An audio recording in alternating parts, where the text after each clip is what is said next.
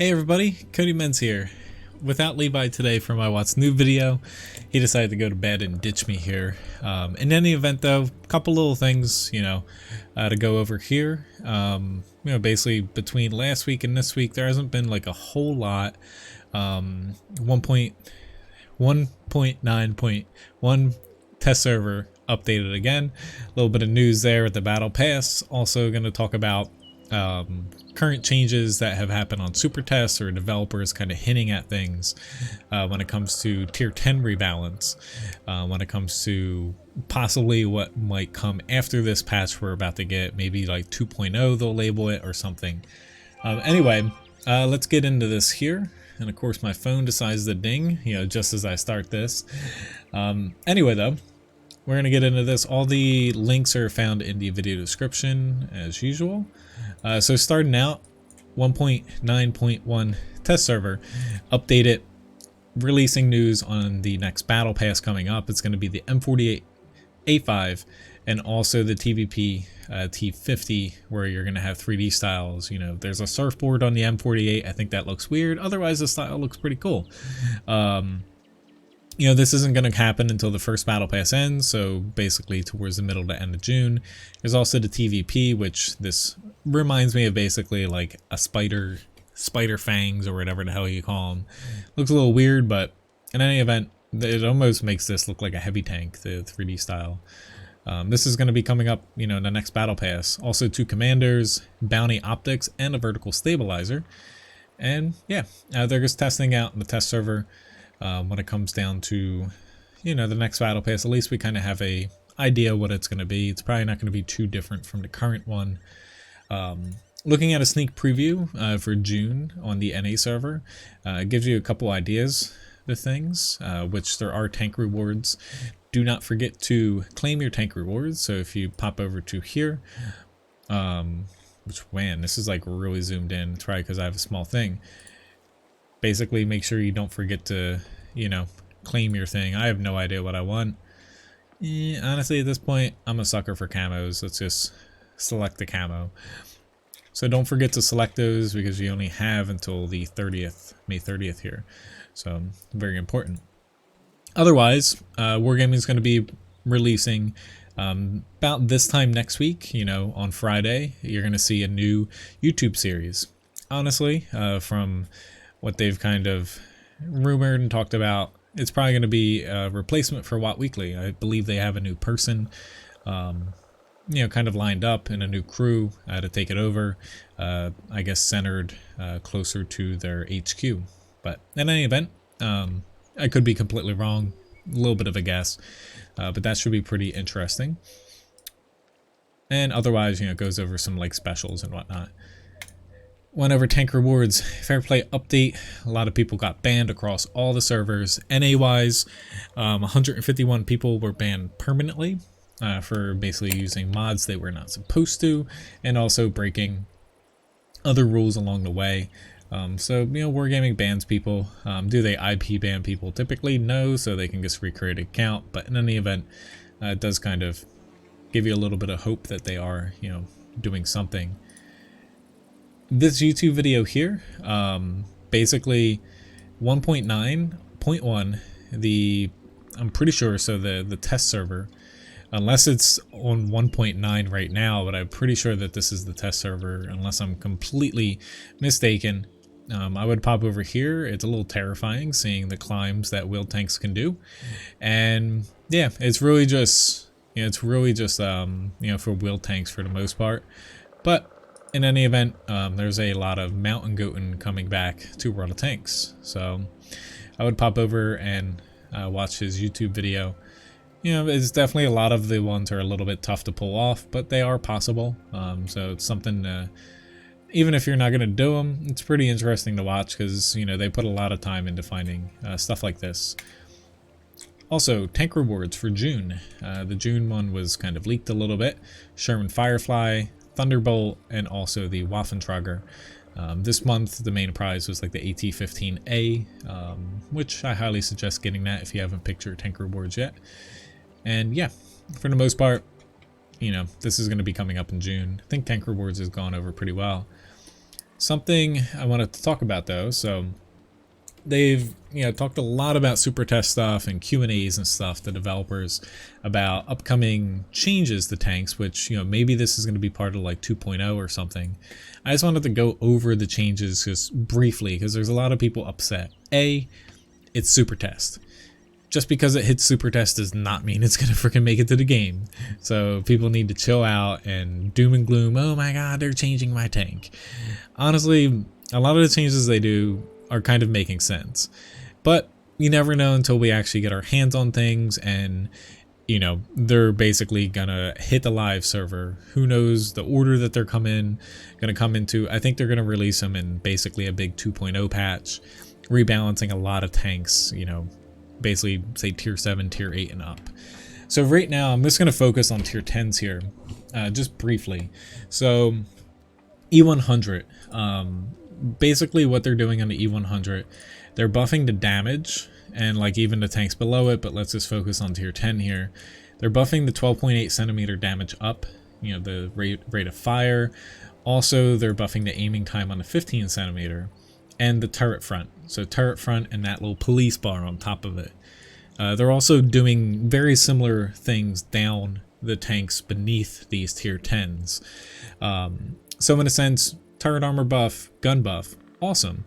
It's actually probably going to make the 12.8 centimeter an option to use on the E100. And the 15 centimeter is going to still be pretty good. Higher alpha, lower pen, 12 centimeter, going to get a damage buff. Honestly, it's going to have a DPM buff too, so it's going to be a pretty nice tank. It's going to have 2 different guns, and the turret armor buff's pretty nice. TDs are still going to be able to cut through it if you don't angle it, but it is going to protect it a little bit more from like mediums, lights, and stuff that shouldn't be penning it without a weak spot anyway. So awesome. This change, I don't think you can really complain about this change much. IS4, so they're adding more frontal hull armor, turret roof armor, basically where it can be overmatched. They're basically buffing that a little bit so you can't overmatch it anymore. They're buffing the on the move accuracy just a pinch, and also the turret and hull traverse buff just a pinch as well. Nothing massive, but little buffs. However, they're nerfing the accuracy. Since they're making it a little bit more armored and a little bit more accurate on the move, they're hitting the accuracy a little bit. That way it's not too good. It's not too well rounded. It's not going to do really well moving around while firing. It's going to be a little bit close range, brawler. Good changes there. There's also going to be changes to the tanks that kind of lead up to the IS4, which kind of follow the same sense here. Little buffs to the armor, just frontally. And like the IS4 armor buffs that they have, TDs are still going to pen it pretty well. Honestly, like some high pen mediums and heavies, you can still pen it on the front armor if they're not angling correctly. So, it's not like throwing on 500 millimeters of armor. I think these changes are good. IS4 is pretty weak, and these are just small little buffs to kind of bring it up to, being power crept. Team 125, this is where we don't have a ton of info. Basically, they're buffing the rate of fire of it, or rate of fire on it. Also the gun handling, and the armor. So I should actually pull up where exactly they're buffing the armor. For those that play the E5 a lot, you get ammo racked a lot here. And so what they're doing, so they're buffing this area, essentially. They're buffing right around here where the front armor turns into the side armor. So it'll help you a little bit if you're not, basically flat on, or if you're just coming around a corner or something. You're not going to get hit and penned through here as much, albeit it's probably not going to be immune to getting hit. So a nice little change to where still has the weak spot in the lower glacis, as you can see in my little bandages down here, but it's basically buffing this little area a little bit, because oftentimes you get ammo racked really freaking easy, just like for shots to where it's going to protect you a little bit better here, but not make it so you can just like, oh look, you can't pen me. So a nice change in that regard. And unconfirmed, like I also think by the time it hits the say public test server or live server, I think they're also going to buff like the top speed and the mobility of the E5 a little bit. Just a little bit. It's not going to be like medium tank wise, but I think they will do a little bit more to the E5 than just doing something to the gun and a little bit of armor. Object 430U nerfs. So I'm surprised that there's so many people that are like, wargaming's never gonna do it. Like, they said they're gonna do it. Like, I don't know what to tell people. Like, it's on super test. It's not guaranteed to come. However, the last time they did the changes, the reason it didn't come is everyone's like, wargaming, you're not doing anything to like the armor of that 430U. That's the main problem of it against lower tiers. Like, what the hell? So, what are they doing to the 430U? I went over this last week. They're nerfing the cupola armor. Yes, they're still strong. However, they are actually able to be penned now.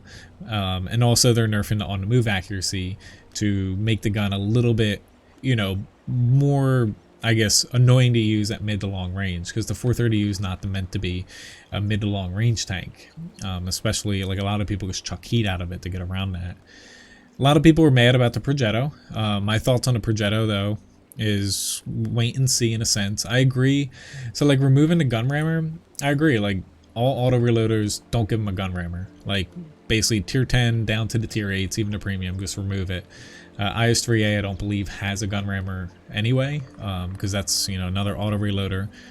Just remove it on all of them, because right now a lot of, you know, the Italian tanks, just shooting one shot at a time, honestly, there's not much of a downside. If you look at other tanks like that are struggling a little bit, like the Centaurians, M48A5, and even looking at some autoloaders like the TVP T50, and in a sense, even though it plays a lot differently, the Batchat 25T, they're all kind of tanks that right now they're not really that popular. Progetto's kind of pushed them a little bit to the side. I know that they don't all have the same roles, but when you think of what the Progetto does, you can use it single shot or you can dump multiple shells, and it's definitely power crept a lot of those tanks. So what they're doing is nerfing the DPM a bit, which awesome. Even though it is a big change to the Progetto, you know, I agree. Like, it's something that I can't disagree with it, because they're not affecting the reload time. They're just removing a piece of equipment. Plus, we have a huge equipment rework coming up, so who knows how big of a change that'll be in the long run. When it comes to the accuracy changes and stuff, so let's see, turret traverse 36 to 34. That's something like, let's just look here. We'll pick the M48 A5 to see how big of a change that is.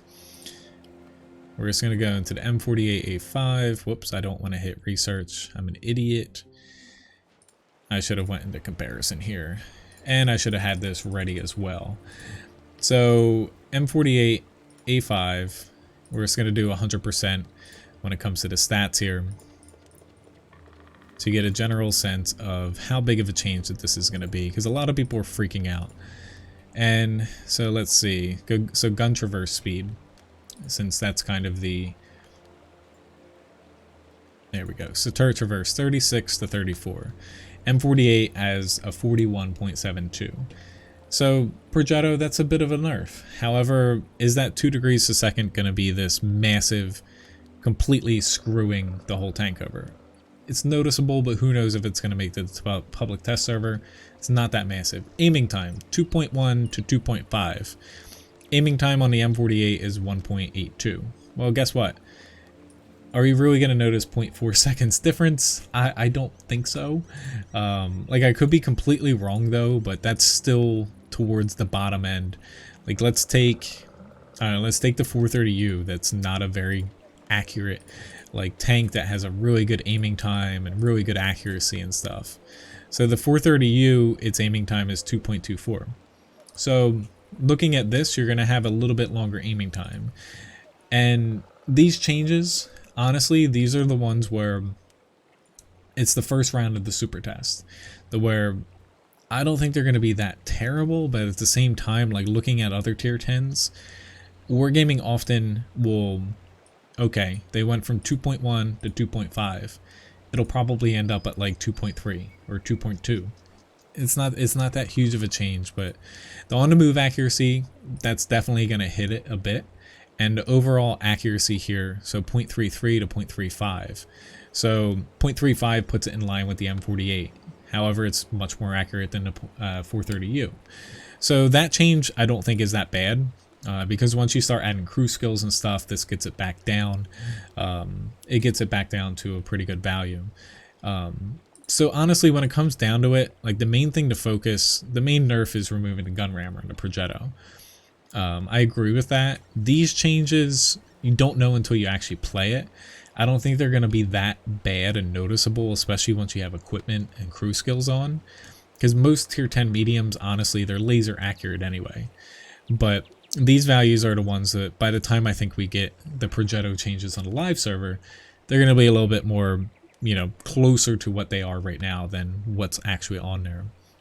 Last but not least, though, like they've talked about, so the same time with these changes, we're probably going to see wheel tank changes. They're talking about adding more of a penalty for basically each wheel being damaged on wheel tanks. So that's a nerf to their mobility.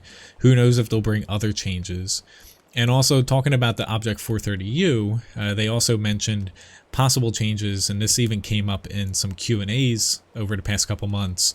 The E50M line, they want to do something to the E50M line, and basically the E50M line, when they're talking about the 430U, so right now the 430U, with the cupola changes and the accuracy, 430U is going to have a better turret, harder hitting gun, whereas the E50M, they want the better hull armor, more accurate gun, and basically higher penetration. So kind of armored medium tanks at tier 10 in a sense, doing, you know, a different way that their armor works. E50M, I still think the turret needs a little bit of a buff, but I could see them buffing a little bit of the turret front because it's really weak, but especially the sides to keep them bouncy. And then adding a little bit of hull armor on so it can actually bounce a few shots.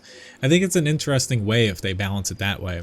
You know, 430U armored brawler with, you know, the hull armor, you can angle it, but honestly tier 10s still punch through the 430U hull armor pretty well. Whereas the E50M has the slightly weaker turret, but basically more accurate, higher penning gun. I think that's pretty good changes.